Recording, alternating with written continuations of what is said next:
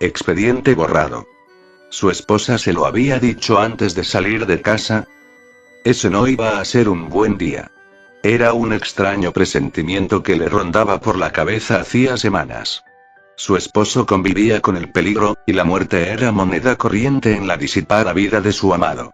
Cualquier día, podía ser el último que lo viera con vida. Pero esta vez, era distinto. Ella sentía un helado presagio, una nefasta premonición.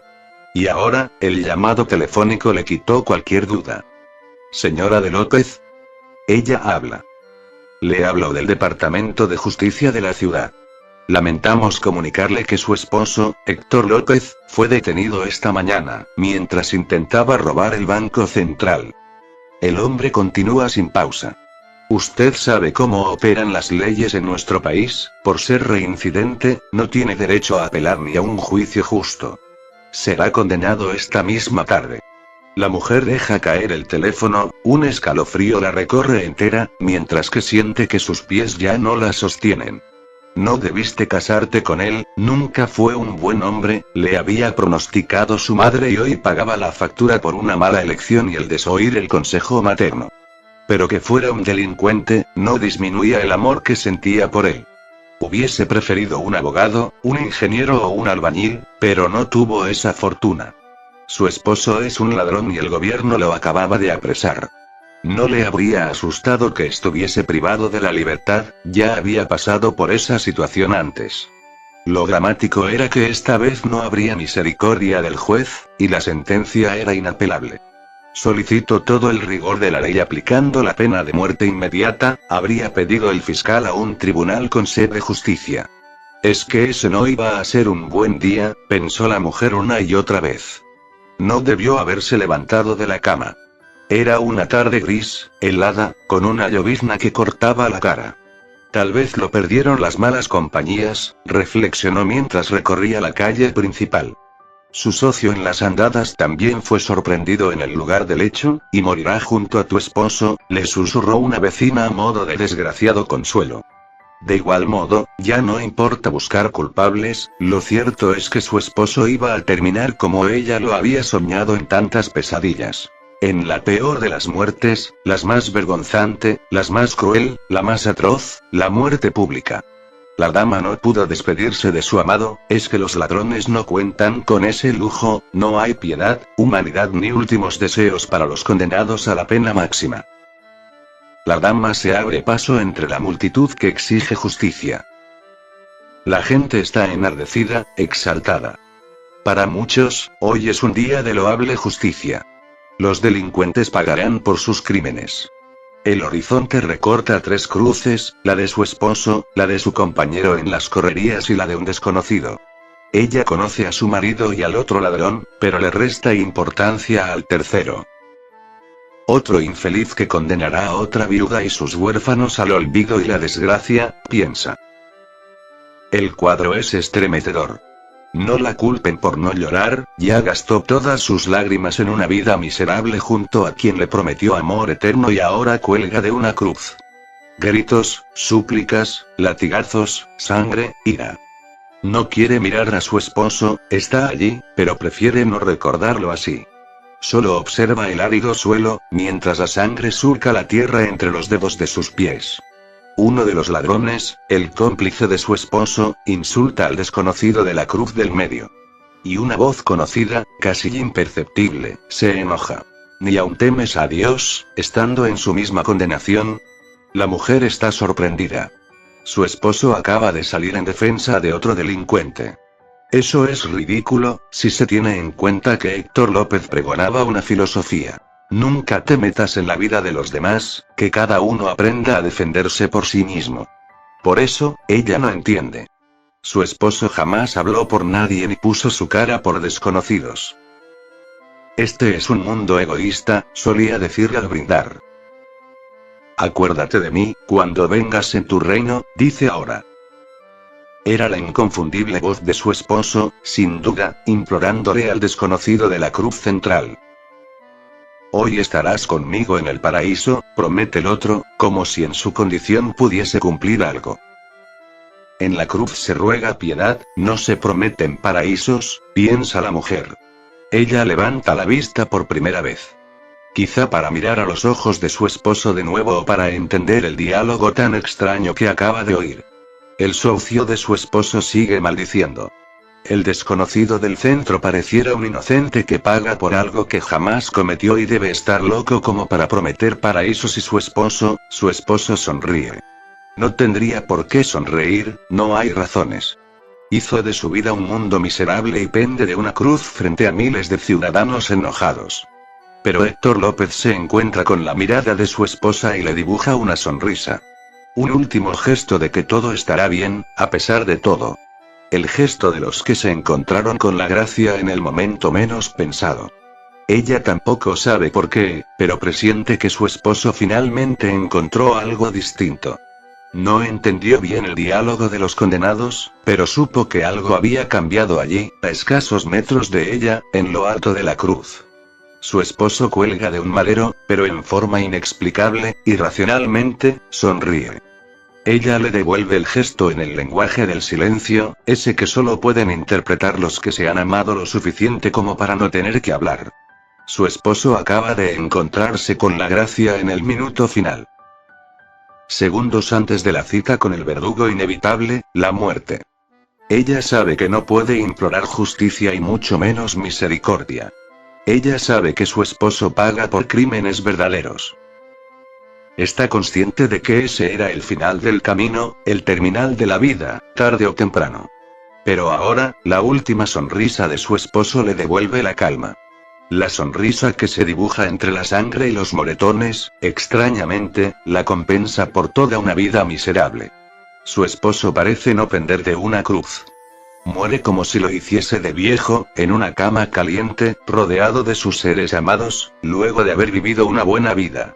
El hombre no mereció nietos, ni años altos, una cristiana sepultura o una importante lápida. Pero alguien, tan condenado como él, le prometió el paraíso en lo alto de la cruz. Ese, no iba a ser un buen día. Y mucho menos, existía la más remota posibilidad que terminara bien. Héctor ha dejado de respirar, pero nadie se explica por qué aún sonríe. La dama no entiende nada acerca de teología, paraísos y redentores. Solo sabe que algo milagroso acaba de ocurrir. Ella descubrió el secreto. Si para encontrarse con el paraíso había que venir a la cruz, valió el esfuerzo de haberse levantado. Ahora quiero que me respondas algunas preguntas. ¿Cuántos coros de iglesia aprendió Héctor? ¿Cuántas veces escuchó un sermón? ¿Qué credenciales tenía? ¿Cuál era su llamado? ¿Y qué me dices de su ministerio? ¿Crees que tenía alguno? ¿Respondiste lo que creo? Pues déjame agregar que además te lo encontrarás en el cielo, junto a Moisés, David y el apóstol Pablo. Damas y caballeros, eso es gracia. La palabra viene del griego charis, que significa la divina influencia en el corazón del hombre. Es la inmerecida bondad de Dios hacia cada uno de nosotros. La gracia es lo que no nos merecemos por justicia, es un regalo. Estás en la cruz, pero te sorprenden con un pasaporte al cielo. Estás condenado a observar, pero te llaman a jugar el campeonato. Mendigos que se transforman en príncipes, olvidados que marcan la historia, anónimos que engalanan la galería de los héroes. Esa oculta debilidad. Aún recuerdo la primera vez que sucedió. Fue en un congreso de líderes en la bella Sydney, Australia. La reunión era avivamiento puro, al menos, lo parecía. Mi tarea era predicar un sermón alentador y culminar el servicio. La gente movía ampulosamente las manos y no paraban de saltar, mientras que los músicos entonaban melodías increíbles. La alabanza australiana realmente es enriquecedora. Los ministros que estaban a cargo de la reunión, preguntaban una y otra vez si estaban dispuestos a conquistar el país, mientras que la multitud no paraba de gritar eufóricamente. ¿Eres un predicador? Entonces debes saber lo que yo sentía en ese entonces. Es más fácil predicarles a un grupo de gente moribunda que tratar de sorprender con una palabra fresca a gente que pareciera tenerlo todo. Los jóvenes no paraban de bailar y saltar entre las butacas del enorme edificio.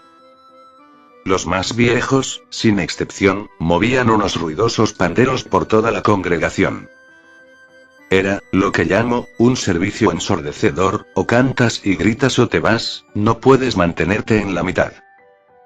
Mi pregunta era cuál sería el mensaje que debía darles. Esa gente estaba a 2 centímetros del suelo. Durante la última canción, cambié mis bosquejos, y me dispuse a darles un sermón de aliento, algo acerca de conquista o victoria, o algo así. Cuando al fin todos se sentaron, algo comenzó a ocurrir. Mientras que el público me miraba esperando que saludara, yo podía sentir al Espíritu de Dios que me susurraba. Háblales de mi gracia. Tuve una lucha espiritual intensa. Obviamente, Dios debió haber estado ocupado en alguna gran cruzada con Billy Graham, llegó tarde a la reunión y es por eso que no conoce demasiado a esta gente. Yo sí estuve todo el servicio. Estos australianos viven un avivamiento. Quieren que alguien les hable acerca de lo que viene por delante, de ministerios, de dones. Ellos ya están perdonados, son algo más que ovejas, son líderes de primera línea. Háblales de que mi gracia es abundante para ellos, insistió. Y fue entonces cuando ocurrió. No lo hubiese hecho, de no ser porque sabía que Dios estaba detrás del asunto. Quiero que los que tienen una intensa lucha con un estúpido hábito oculto, lo confiesen esta noche, dije, me refiero a ese gigante que te abofetea en la intimidad. Nadie lo sospecha, ni siquiera lo sabe tu esposa, tus padres, ni tu mejor amigo, pero estás consciente de que ese hábito escondido está arruinando tu unción. El silencio en el edificio era demoledor. Sabes que deberías tener un ministerio ungido, pero te conformas con mucho menos, por culpa de esa debilidad que no te da tregua. No importa cuán santo parezcas, si sabes que ese hábito hace que tu unción no sea pura. Dios sabe que no fueron muchas más palabras, cuando alguien irrumpió en un seco sollozo entre la multitud. Quiero que todos cierren los ojos, supliqué, y necesito que aún los que estén grabando apaguen sus cámaras, no quiero que sientas vergüenza. Quiero pedirte que si reconoces que un estúpido hábito te está amarrando al pasado e hipotecando tu futuro, levantes tu mano. Algunas manos, tal vez 10 o 12, se levantaron con timidez. Sé más específico, me dijo el espíritu con una voz clara. Los que no pueden abandonar la masturbación compulsiva. Los que están atados a la pornografía por internet, revistas o cualquiera de sus cienas.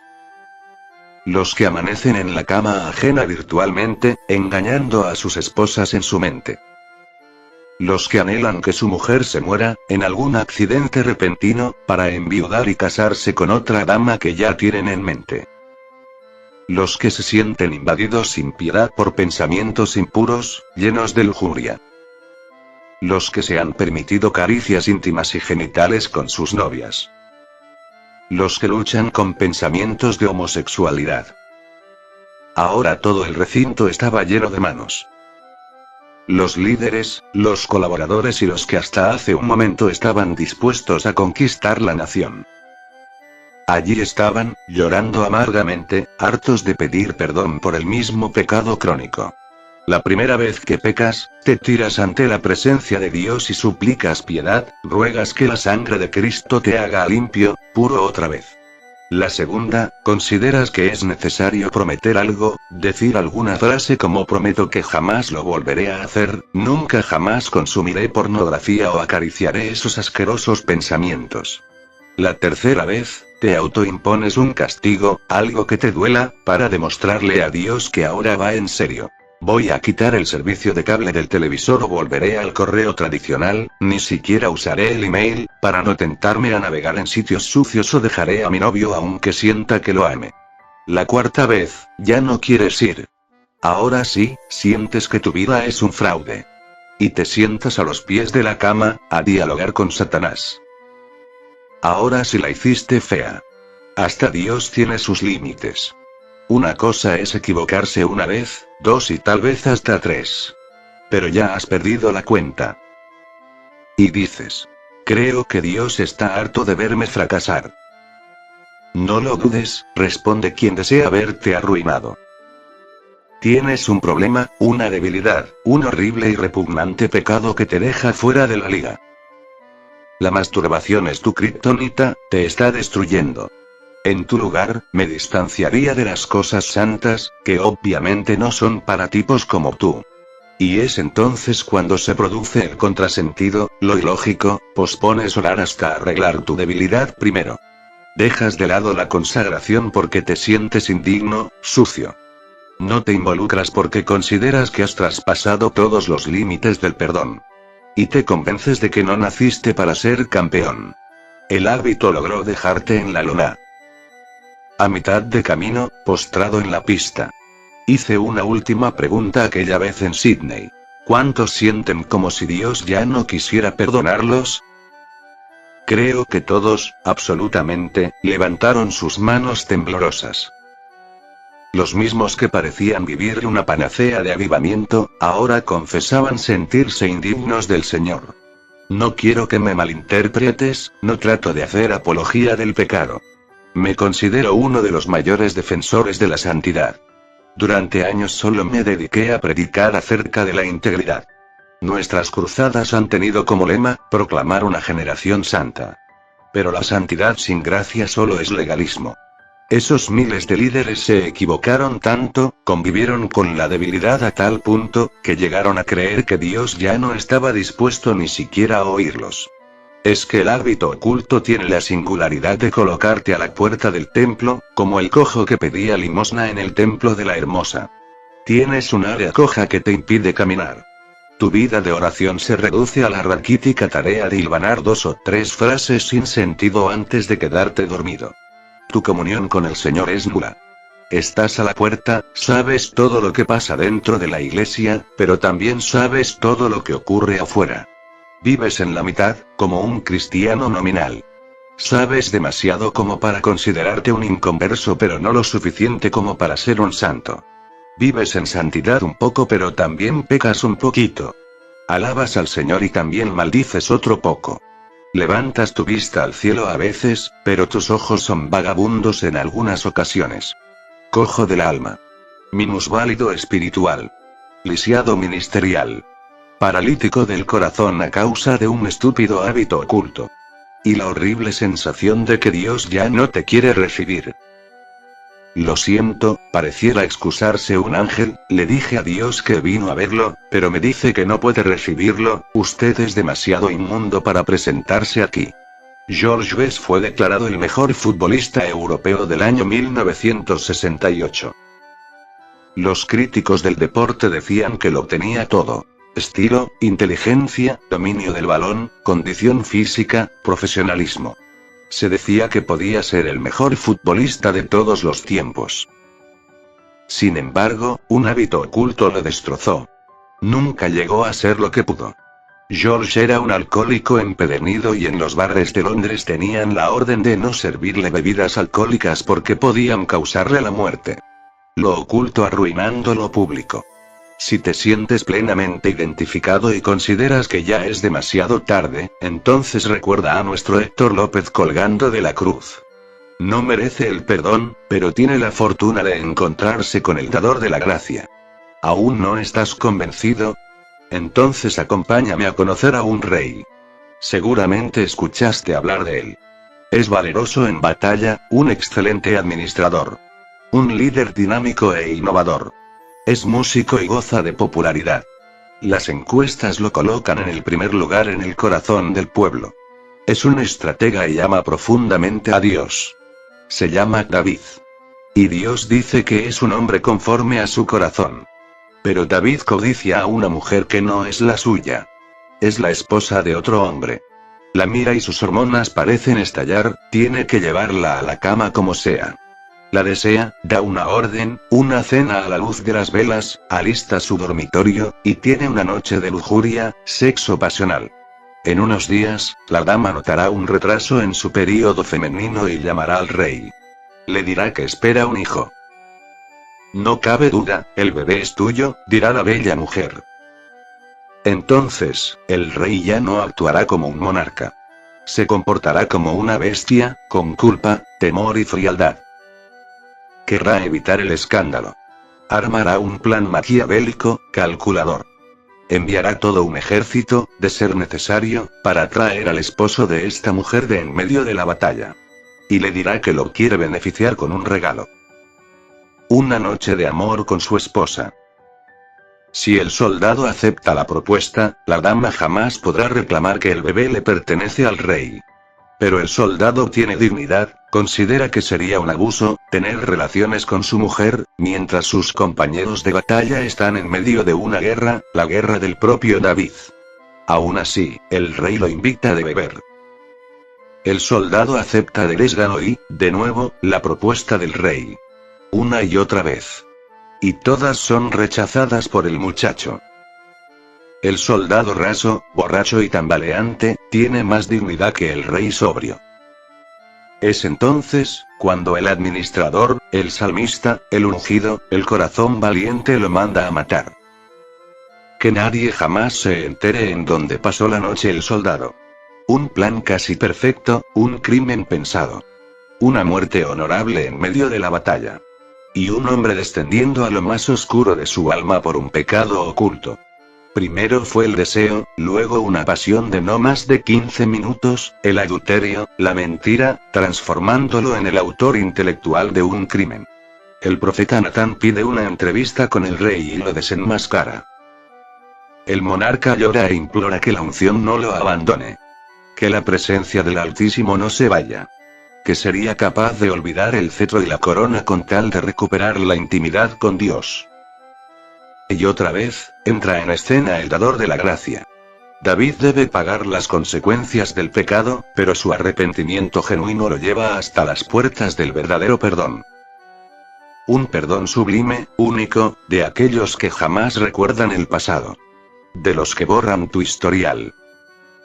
Como lo dijo una vez un conocido orador. Cuando Dios perdona, no solo se olvida, sino que olvida que se olvidó. Años después, el dador de la gracia, le hablará al hijo de David, a Salomón, y le recomendará que sea perfecto, íntegro, como su padre. David aún es un hombre conforme al corazón del Señor. Su pecado ya no está más en los registros de los cielos. Tampoco aparece en el disco rígido de alguna computadora. Ni siquiera figura en elementos eliminados. Dios se olvidó. Y olvidó que se olvidó. El expediente fue borrado. Aún recuerdo algunas expresiones en los rostros de aquellos líderes en Sydney. Fue la primera vez que prediqué acerca de la gracia y desde aquel entonces, no he dejado de mencionarla. Cuando creían que ya estaban fuera de las grandes ligas, alguien volvía a creer en ellos. Manos temblorosas de grandes campeones, que se negaban a subir al cuadrilátero por considerarse lisiados. El milagro de la gracia tapando los huecos oscuros del alma. Los rincones tenebrosos de la intimidad sacudidos por la luz de la nueva oportunidad. Dios, otra vez, dispuesto a perdonarlos, diciéndoles que su gracia era abundante para ellos. El sexo libre, la pornografía, lujuria, la masturbación, la mentira, engaño, el adulterio. La cama ajena, pensamientos impuros, los ojos desenfrenados. No importa el nombre del delito, el secreto es que si para encontrarse con el paraíso, había que venir a la cruz, valió la pena levantarse esta mañana. Si te gustó el video, deja tu like, puedes disfrutar de más devocionales o echarle un vistazo a los videos con testimonios. Subimos audiolibros, películas y más recursos. Todo con el objetivo de que más gente conozca y disfrute la comunicación con Dios. Recuerda suscríbete e invita a tus amigos a ver este canal.